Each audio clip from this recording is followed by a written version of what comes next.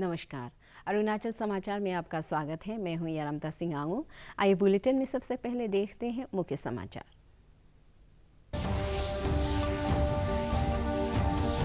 असम में तीसरे चरण में उम्मीदवारों की नाम वापसी के बाद चुनावी परिदृश्य स्पष्ट, प्रचार अभियान चरम पर। प्रधानमंत्री नरेंद्र मोदी ने असम के नॉर्थ लखीमपुर जिले की बिपुरिया में चुनावी रैली को किया संबोधित।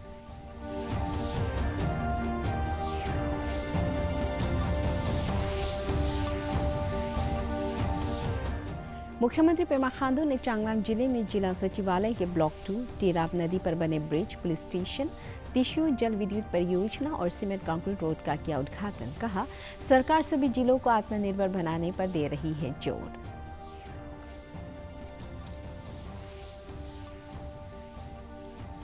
राज्य के पुलिस महानिदेशक आरपी उपाध्याय ने कहा, मादक पदार्थों की तस्करी में लिप्त पाए जाने पर 3 पुलिसकर्मियों को सेवा से किया गया बर्खास्त। कहा, सभी जिलों के पुलिस अधीक्षक नशे की लत के शिकार पुलिसकर्मियों के पुनर्वास की योजना पर कर रहे हैं काम।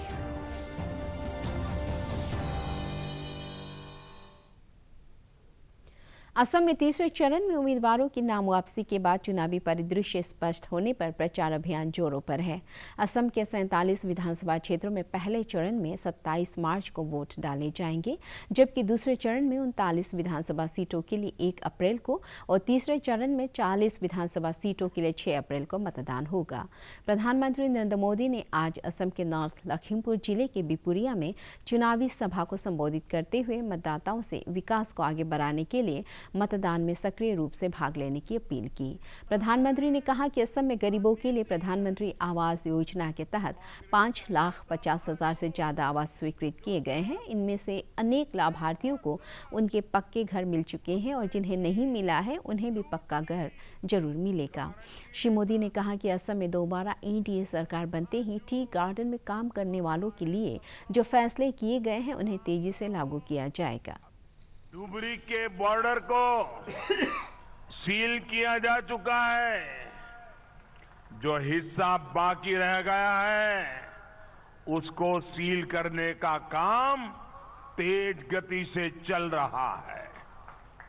भाइयों और बहनों, आज जब असम को हिंसा, आतंक, घुसपैठ, अराजकता और अवैध कब्जों से मुक्ति मिल रही है, आज जब असम में विकास के सेतु बन रहे हैं, आज जब असम में विश्वास के सेतु मजबूत हो रहे हैं, आज जब असम में अध्यात्म और आस्था के सेतु हमें नई ऊंचाई पर ले जा रहे हैं, तब असम को बहुत सावधान रहने की जरूरत है।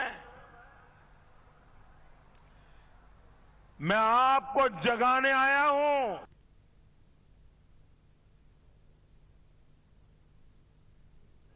मुख्यमंत्री पेमा खांडू ने राज्य के पूर्वी जिलों के अपने 4 दिवसीय दौरे की शुरुआत आज चांगलांग जिले से की। मुख्यमंत्री आज सुबह चांगलांग जिला मुख्यालय पहुंचे, जहां उन्होंने जिला सचिवालय ब्लॉक 2 का उद्घाटन किया। इस भवन में 100 कमरे हैं और बेहतर कामकाजी माहौल प्रदान करने के लिए विभिन्न आधुनिक सुविधाएं भी हैं। मुख्यमंत्री ने चांगलांग में तिराप नदी पर बने double lane composite bridge, cement concrete road और पुलिस स्टेशन भवन का भी उद्घाटन किया। उन्होंने कहा कि इन दोनों परियोजनाओं के उद्घाटन से चांगलांग मुख्यालय में कनेक्टिविटी में काफ़ी सुधार होगा। मुख्यमंत्री ने जिले में तिशु जल विद्युत परियोजना को भी जनता को समर्पित किया। जुमसंग गांव में स्थित इस प्रोजेक्ट से आसपास के कस्बों और गांवों को बिजली आपूर्ति की जाएगी। यहाँ में सेकेंड मोस्ट पॉपुलेटेड डिस्ट्रिक्ट है अपार्ट फ्रॉम पापुमबरे। तो यहाँ पे मोर देन लाख पॉपुलेशन का आबादी यहाँ पे बसे हुए हैं। तो अगर कॉलेजेस का डिस्ट्रिक्ट में मैं बात कर लेता हूँ एजुकेशन मिनिस्टर से और यहाँ के विधायक लोगों को, इस बार पूरा कोशिश करूँगा कि मियाओं से लेके विजयनगर हम बाई रोड ही ट्रेवल करेंगे और डिपार्टमेंट को एक मैं टाइमलाइन दे दूँगा कि हमको इतना पीरियड तक हमको वहाँ पे पब्लिक लोग अपना गाड़ी लेके जाने का स्थिति का रोड बनना चाहिए। तो उसको हम एक चैलेंज के तौर पे मैंने लिया हुआ है। चांगलांग डिस्ट्रिक्ट में हमारा मिनरल डिपॉजिट काफ़ी रिच है, तो मैंने जो अपना जो मिनरल जो डिपार्टमेंट है उसको कहा था कि इसको और टेकअप करने के लिए गवर्नमेंट ऑफ इंडिया से फ़िलहाल तो माइनिंग सेक्टर यहाँ पे अभी बैन करके रखा हुआ है भारत सरकार की ओर से, तो इसको हम लोग टेकअप कर रहा है। ऑफिशियली यहाँ से भी लिखा हुआ है भारत सरकार को कि इसको जल्द से जल्द हम लोग लीगलाइज़ करने के लिए। तो लीगलाइज़ करने से अपना लोकल रेवेन्यू भी बढ़ जाएगा और गवर्नमेंट को भी रेवेन्यू आ जाएगा यहाँ से। फॉर्चुनेटली अभी तक इस तरह का इलीगल माइग्रेंट्स म्यांमार से आया अभी तक रिपोर्टेड नहीं है, but we are all alert and हम लोग बहुत विजिलेंट है इसके ऊपर।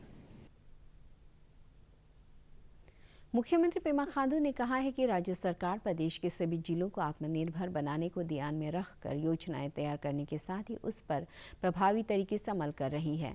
आज चांगलांग में एक जनसभा को संबोधित करते हुए श्री खांडू ने कहा कि जिले में मौजूद कोयला सहित अन्य खनिज तत्वों के खनन के लिए केंद्र सरकार से स्थानीय लोगों के हितों को ध्यान में रखकर नीति बनाने का आग्रह किया गया है। उन्होंने कहा कि राज्य सरकार का प्रयास है कि खनिज तत्वों से मिलने वाले रॉयल्टी में स्थानीय क्षेत्र के विकास के लिए पर्याप्त अंशदान मिले। श्री खांडू ने कहा कि सरकार स्थानीय स्तर पर रोजगार के अवसर पैदा करने के लिए कृषि, बागवानी और MSME सेक्टर पर जोर दे रही है। इस जनसभा को राज्य के गृह मंत्री बामांग फेलिक्स, विधानसभा उपाध्यक्ष और स्थानीय विधायक तेसाम पोंगते सहित कई गणमान्य व्यक्तियों ने संबोधित किया। तो एजुकेशन के लिए जैसे मैंने आप सभी लोगों के सामने में कहा कि VKB को हम पूरा फंडिंग दे के इंफ्रास्ट्रक्चर हम बना के देगा, उस प्रकार से पूरा अरुणाचल के जितने भी हमारा गवर्नमेंट स्कूल्स वगैरह है उसको भी हम लोग अच्छा इंफ्रास्ट्रक्चर दे के मैन पावर देते हुए इस साल हम लोग ने कहा है कि ईयर ऑफ एजुकेशन, तो इसमें हम लोग कुल मिला के 1000 करोड़ का हम लोग इन्वेस्टमेंट सरकार की ओर से एजुकेशन सेक्टर में हम लोग करने वाला है। माननीय मुख्यमंत्री करीब 6 पुलिस स्टेशन चांगलांग डिस्ट्रिक्ट में जो अपग्रेडेड हो गया या नया बन गया उसका इनॉग्रेशन कर रहा है।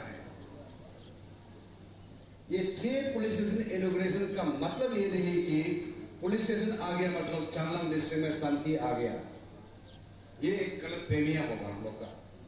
वहां का सिटीजन लोग जब अवेयरनेस में आएंगे उसका बाद आग जलना बंद होगा। सर, हमारा डिस्ट्रिक्ट चांगलांग डिस्ट्रिक्ट वैसे सबसे बड़ा डिस्ट्रिक्ट है, पॉपुलेशन में भी नेक्स्ट टू पपुमपर है। 149 सेंसस है, 149,000 पपुमपर तो बाय वर्च्यू ऑफ कैपिटल वो ज्यादा है, लेकिन नेक्स्ट तो हमारा चांगलांग डिस्ट्रिक्ट है। विधायक बोलने से भी हम यहाँ में 5 है। आपको ज्योग्राफी के लिए बोलने से भी कहा यहाँ चांगलांग और कहा विजयनगर, लेकिन कुछ फंड में सर डिस्ट्रिक्ट वाइज देने से हम लोग थोड़ा सा डिप्रेस हो जाता है, क्योंकि डिस्ट्रिक्ट वाइज में हमारा जो है 5 क्षेत्र में भाग किया जाता है तो फिर वो बहुत कम हो जाता है। क्योंकि डिस्ट्रिक्ट में सिर्फ एक MLA है, एक DC है, एक टाउन है हमारा यहाँ में, लेकिन बहुत वार्ड से सर, तो उसको भी थोड़ा आप ध्यान देने से ठीक होगा बोल के ये मैं मेरा। राज्य के पुलिस महानिदेशक RP उपाध्याय ने कहा है कि मादक पदार्थों की तस्करी में लिप्त पाए जाने पर 3 पुलिसकर्मियों को सेवा से बर्खास्त कर दिया गया है। कल पपुमपारे जिले के पुलिस प्रशिक्षण केंद्र बंदरदेवा में संवाददाताओं से बातचीत में श्री उपाध्याय ने कहा कि ये तीनों पुलिसकर्मी नशे के सेवन के आदी नहीं थे, बल्कि मादक पदार्थों की तस्करी में लिप्त थे। उन्होंने कहा कि सभी जिलों के पुलिस अधीक्षक एक योजना पर काम कर रहे हैं जिसमें नशे की लत के शिकार पुलिसकर्मियों को पुनर्वास का अवसर दिया जाएगा। में लिप्त पाया जाता है तो डिसमिस होता है। 3 लोग डिसमिस हुए हैं क्योंकि ये पाया गया कि वो अपना कंज्यूम करने के अलावा उसको उसकी सप्लाई लाइन में भी एक पार्ट थे, जो कि बहुत ही सीरियस जो केस भी रजिस्टर किया, डिसमिस भी हुए हैं। ऐसे लड़के एक एक्सरसाइज हमने की है कि ऐसे लड़के हैं जो सुधरना चाहते हैं, रिहेबिलिटेशन में जाना चाहते हैं, उनके बारे में सभी डिस्ट्रिक्ट में यूनिट में कमांडेंट ने, SP ने बड़ी कंप्रीहेंसिव एक्सरसाइज की है और 2-3 लोगों ने ऑप्शन भी दिया है कि हमारा रिहेबिलिटेशन कराया जाए। तो उस कल्चर को हम आगे बढ़ा रहे हैं कि लोग वॉलंटरी सामने आएँ, क्योंकि मेरा ये मानना है कि पुलिस फोर्स में अगर नशा लोग कर रहे हैं तो ज़्यादातर संख्या में वो लोग हैं जो इस आदत के शिकार हैं, चाहे वो ट्रेडिशनल बचपन से कोई चीज़ में आ गए या बाद में उस चीज़ में लिप्त हो गए, उनको निकालना है। लेकिन ट्रेड करता हो तो कोई मिलेगा तो उसको तो सख्त से सख्त सजा देंगे।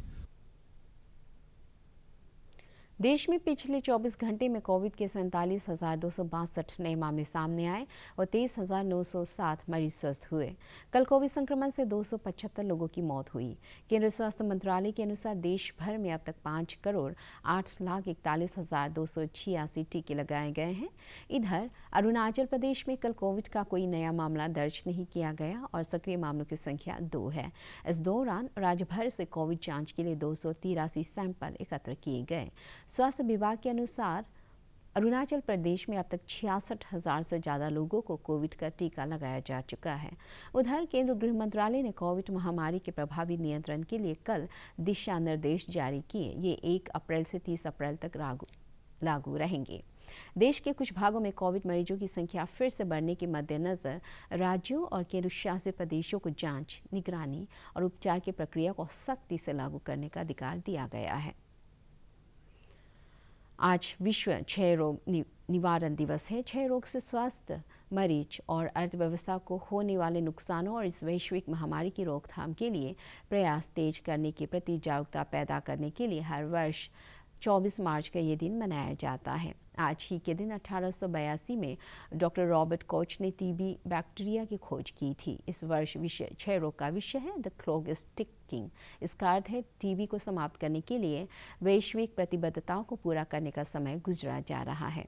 कोविड-19 महामारी को देखते हुए ये और भी महत्वपूर्ण हो गया है क्योंकि इस महामारी ने क्षय रोग समाप्त करने की दिशा में हुई प्रगति को जोखिम में डाल दिया है। इस अवसर पर तोमो रिबा स्वास्थ्य और चिकित्सा विज्ञान संस्थान ट्रिम्स नाहरलगुन में जिला स्वास्थ्य सोसाइटी द्वारा सभी हितधारकों के लिए जागरूकता कार्यक्रम आयोजित किया गया।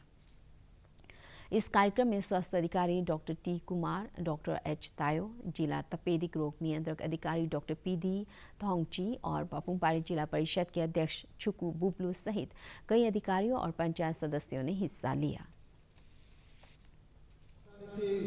Since making a program since 1962 like National Tuberculosis Program, then it was revised to RNTCT in 1992. Then now presently what it comes to the eliminations, that is National Tuberculosis Elimination Program. Despite this, still the burden is very large. East Siang जिले के रानी village में आज विश्व तपेदिक दिवस के अवसर पर जागरूकता कार्यक्रम आयोजित किया गया। पब्लिक हेल्थ सेंटर द्वारा आयोजित इस कार्यक्रम में बाकनपरदिन जनरल अस्पताल पासीघाट के स्वास्थ्य कर्मियों और आसपास के स्कूल के छात्रों ने हिस्सा लिया। इस मौके पर टीबी हारेगा देश जीतेगा स्लोगन के साथ एक रैली निकाली गई।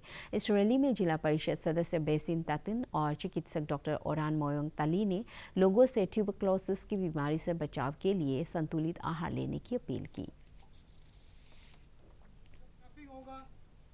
वेट लॉस होगा और बॉडी लेजीनेस हो जाएगा और आपका स्वेटिंग होगा, तो वो सिम्टम हो जाता है टीबी का। तो इसलिए वो सब ईटानगर राजधानी क्षेत्र के ओजू मिशन नाहरलगुन में आज दिव्यांगजनों के लिए मेडिकल असेसमेंट कैंप लगाया गया। ओजू वेलफेयर सोसाइटी द्वारा सामाजिक न्याय, अधिकारिता और जनजातीय मामलों के विभाग और स्वास्थ्य एवं परिवार कल्याण निदेशालय के सहयोग से आयोजित इस शिविर में दिव्यांगजनों के स्वास्थ्य परीक्षण के साथ ही उन्हें जीवन को आसान बनाने के लिए आवश्यक परामर्श दिए गए। इस अवसर पर सामाजिक न्याय और अधिकारिता विभाग के कोऑर्डिनेटर गोमकेक जोका, UDID के स्टेट कोऑर्डिनेटर दी मिंदो, वरिष्ठ चिकित्सक ताए मुर्तम, डॉक्टर अमित देव वर्मा, जे बागरा, ओइन मुबांग सहित कई चिकित्सकों ने अपनी सेवाएं दी। ओजू वेलफेयर सोसाइटी की अध्यक्ष रतन अन्या ने बताया कि संगठन दिव्यांगजनों के कल्याण के लिए समय समय पर कार्यक्रम आयोजित कर रहा है। तिराप जिले के उपायुक्त तारो मीजे ने जिले में विभिन्न आपदाओं से संबंधित दिशा निर्देशों को त्वरित गति से लोगों तक पहुंचाने के लिए जिला सूचना अधिकारी श्री राकेश दास द्वारा विकसित मोबाइल ऐप TTMA तिराप को लॉन्च किया। इस ऐप को गूगल प्ले स्टोर से डाउनलोड किया जा सकता है। जिला उपायुक्त ने कहा कि आपदा प्रबंधन को मजबूत बनाने में इस मोबाइल ऐप से सहायता मिलेगी और लोगों को समय पर जानकारी प्रदान कर जान माल के नुकसान को कम किया जा सकेगा। भारतीय रिजर्व बैंक की गुवाहाटी शाखा द्वारा आज ईटानगर राजधानी क्षेत्र के नाहरलगुन में MSME से जुड़े लोगों के लिए कार्यशाला आयोजित की गई। इस कार्यशाला के दौरान सभी बैंकों के प्रतिनिधियों ने MSME को दिए जाने वाले लोन के प्रावधानों के बारे में जानकारी दी। उन्होंने राज्य के विभिन्न क्षेत्रों से आए MSME प्रतिनिधियों द्वारा पूछे गए सवालों का भी जवाब दिया।